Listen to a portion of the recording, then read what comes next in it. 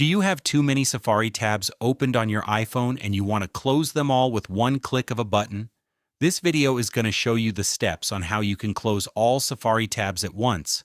And I have my Safari web browser opened. So how can we close all the tabs without closing them manually one by one?